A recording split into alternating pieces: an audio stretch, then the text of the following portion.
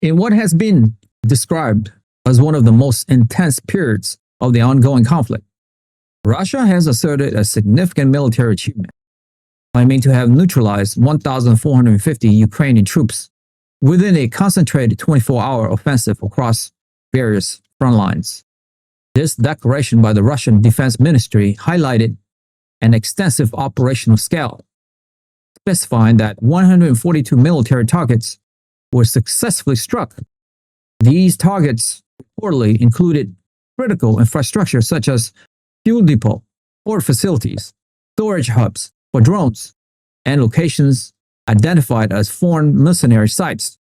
The broad scope of these alleged strikes indicate a strategic effort to cripple Ukraine's logistical and operational capabilities, severely impacting their capacity to sustain defensive and offensive maneuvers. Further substantiating the intensity of these military actions, the regions of Sumy and Odesa reportedly endure severe aerial bombardments, resulting in widespread fires and significant disruptions. In Odesa, particularly, the attacks led to over 30,000 residents losing electrical power, underscoring the immediate and devastating impact on civilian infrastructure and daily life. These strikes occurred against a backdrop of diplomatic stagnation, with the Kremlin indicating that peace negotiations had lost momentum following a summit involving President Putin and former President Trump. These secessions of peace talks suggest a diminished pathways for de-escalation, paving the way for continued military engagements rather than diplomatic resolutions. Local officials in Ukraine's Sumy region reported that Russian forces utilized unmanned aerial vehicles and guided bombs in their attacks, resulting in 3 fatalities and 2 injuries. Concurrently, separate Russian drone strikes on Odesa caused injuries to 5 individuals and inflicted damage on essential ports, infrastructure, and residential properties, leading to widespread power outage, affecting over 30,000 people. These coordinated attacks align with earlier statements from the Kremlin that peace talks with Ukraine had stalled subsequent to the Putin Trump summit, reinforcing the narrative of an intensified military campaign in the absence of diplomatic progress.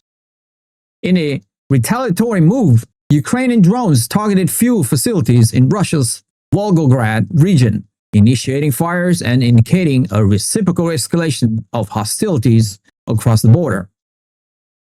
President Zelensky of Ukraine has publicly accused Russia of systematically targeting energy grid and railway networks with the explicit aim of generating chaos and undermining national morale, particularly as the winter season approaches. These deliberate strikes have exerted immense pressure on Ukraine's gas infrastructure, exacerbating an already challenging situation.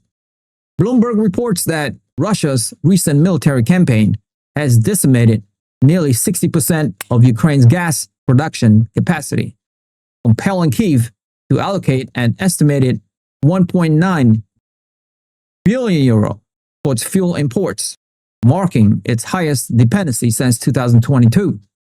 This predicament has plunged Kyiv into a deepening winter emergency, with President Zelensky issuing a stark warning that Moscow will do everything within its power to impede Ukraine's gas extraction efforts, raising significant concerns about regional energy shortage, especially given the already low reserve within the European Union.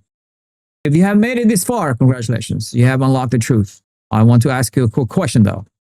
With Russia's claimed massive assault inflicting heavy casualties and targeting critical energy infrastructure, plunging Ukraine into a severe winter emergency, what do you believe is the most effective strategy for Ukraine and its allies to both defend against these relentless attacks? And why? Join the debate. We want to hear your insightful opinion on where this is all heading in our community. Share your thoughts in the comments below. Like the video, hit the notification bell, and most importantly, subscribe. I'll see you guys in the next one.